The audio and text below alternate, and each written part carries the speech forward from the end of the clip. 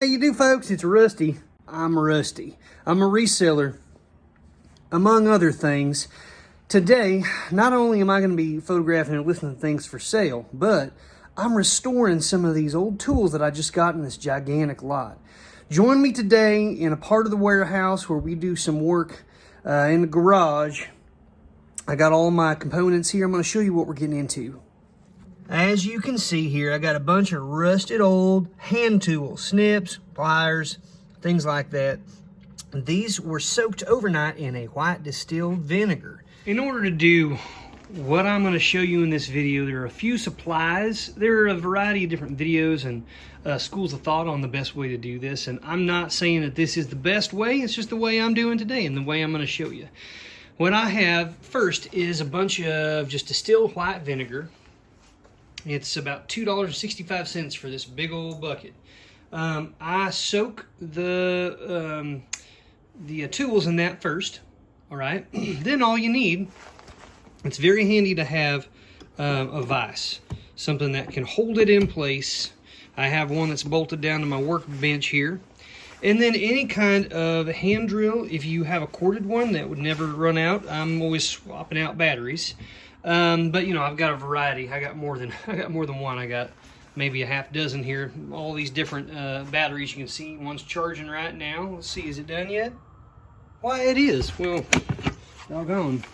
Rusty, stay on top of things. Stick a new one in there.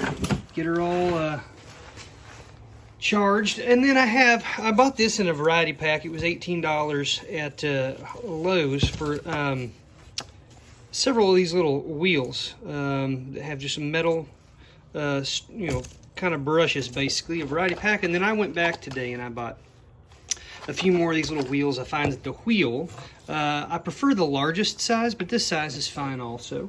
I got the largest size on, you can see right here, and this is where I wear, I think that these are 3-inch. 3-inch here. I think this is like a 4-inch maybe. I preferred that, but some of these get into harder to reach spaces. And then this right here is just a Scotch-Brite brand, a stainless steel scrubber. You use these in the kitchen to scrub your dishes and such. Scotch-Brite. I use that along with some WD-40, and I buy mine in a big old tub because buying the little spray bottles is not as cost effective. I'm going to use a lot of it, and then paper towels, of course. Paper towels, and that's it, folks. I have a mask. I probably should wear eyewear. I tried to wear eyewear, but I was fogging up my glasses with my mask on, and then I couldn't see a darn thing. So I took off the glasses, kept the mask because I didn't want to be sucking in all this vinegar and rust into my lungs. But here we go. Let me show you. I don't think you're going to be disappointed.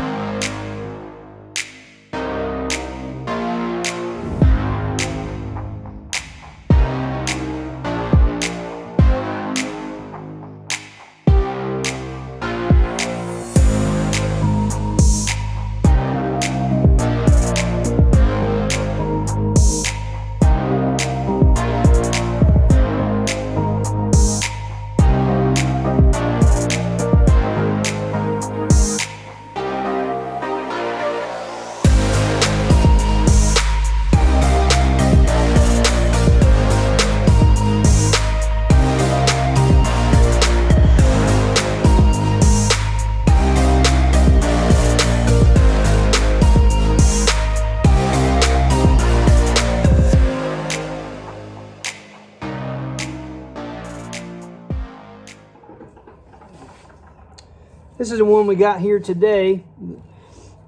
This is not the first I've done. This will be like the third or fourth, but I did about 15 yesterday. Spend about an hour and a half, and then I'm going to get onto this really rusted one here. It's so rusted I can't even see the manufacturer name. So we're going to get into this here, and I'll let you know. All right.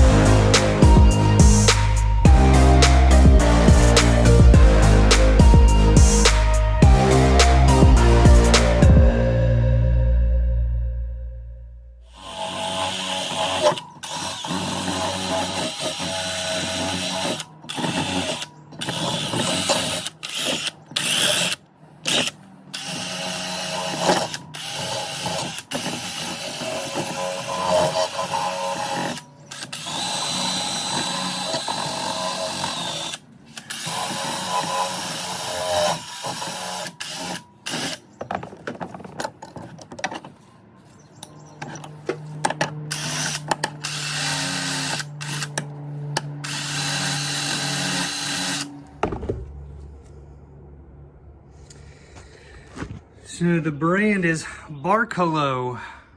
Can you see that? Kind of. But these, it's very nice. Look at the nice grooves in there. Nice snips. Not too bad. This is what we got next here. One says Utica, New York. This is some sort of something brothers from England. This one is, what do we got here? I'm making it worse. Boker. That's a German brand, I think. And then this one is, can't really tell. They're pretty nasty. Let's see. Flat, slick handled, all slick handled Snips. Let's get into it.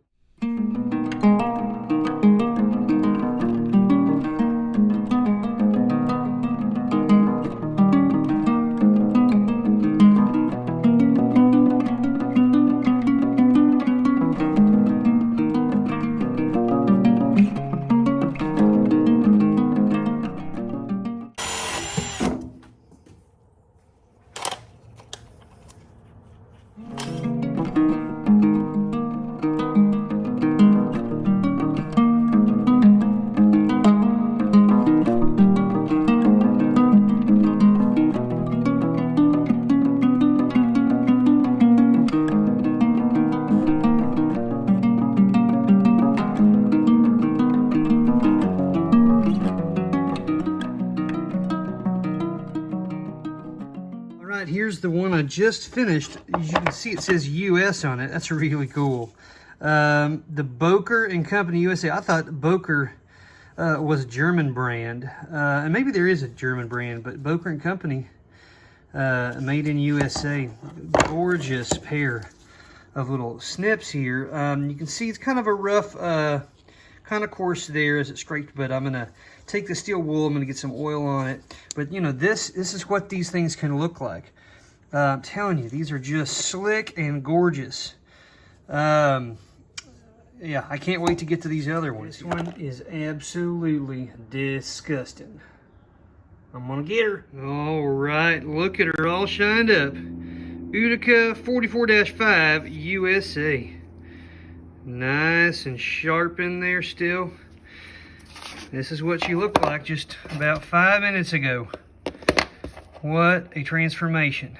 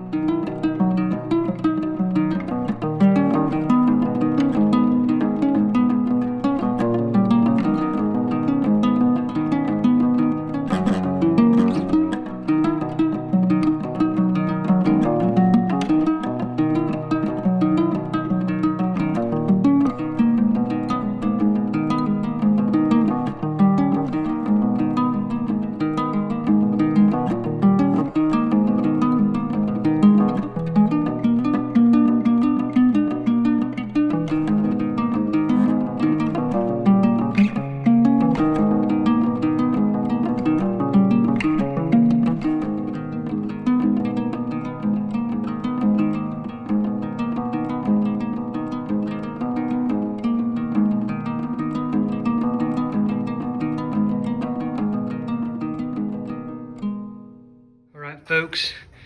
This is what we just accomplished in the last between an hour and a half of sanding there. And these things, I've opened them up. I have bathed them in WD-40. I'm going to let them just sit here and relax for a moment, kind of like they just got a nice massage. And I'm going to come back in a little bit. I'm going to wipe them down, and then we'll display them and show you what we got. Now let me show you roughly what 3 hours work over 2 days has resulted in. All right, cousins. This is what I have accomplished in 3 hours time between yesterday and today. See, we got a nice little pipe wrench there, tiny one. Got some nice needle nose pliers up here, a nice little ball peen hammer all through here. Got some other interesting hammers up here. I scroll down, this is some sort of a gauge, a measuring tool there, a variety of snips here. And in the center, I'm giving you examples of some chisels, Stanley and Plum. We got a nice Stanley there, a nice snap-on brass one. But all in all, folks, we got a nice little collection started here already. I probably have 30 more hammers like these ball peen ones, and maybe 50 or 60 more small hand tools like this that I plan on doing over the next couple of weeks. Why do all this? Well, aside from bringing something back to life, which I love to do, why, Rusty, why? Well, there's a very specific reason why I'm doing this, folks, and I'd like to show you right now. Here's a teaser. It's because you can make some good money at it. And I'm just going to blow through this real fast. I want to give you some examples on eBay alone where you could purchase vintage tools like this and turn around, do some refinishing, and resell them yourself. That's right. So let me just show you right over here. If we look at hammers first, in the last 3 months, look at this old ball peen hammer here. Right here, and there's probably a brand name on it. Does it say in the description? Billings, all right? Billings, the handle's, it's old, it's used, but it's fine. 1 cent, folks. They paid $8 to ship it to them. It cost them a penny. That's it. Over here, we got this one. This is they call it a machinist blacksmith's ball peen hammer. Entirely metal. It's heavy duty, $3.95. Guys, for $3.96, you could have 2 of these hammers. Imagine if you increase that a little bit by, maybe 10 more of those at roughly the same price, polished them up good, got a few different types of look, and then if you just put, silversmith, jeweler, blacksmith in the title, it doesn't even matter what the brands are. Folks, look at these handles. They've done nothing with the handles. $485 in 22 bids. Okay? Because just imagine spending a cent, $2 or $3 on several of these and then selling them for $485. That's amazing. Moving on here, guys. Here's another lot I wanted to show you.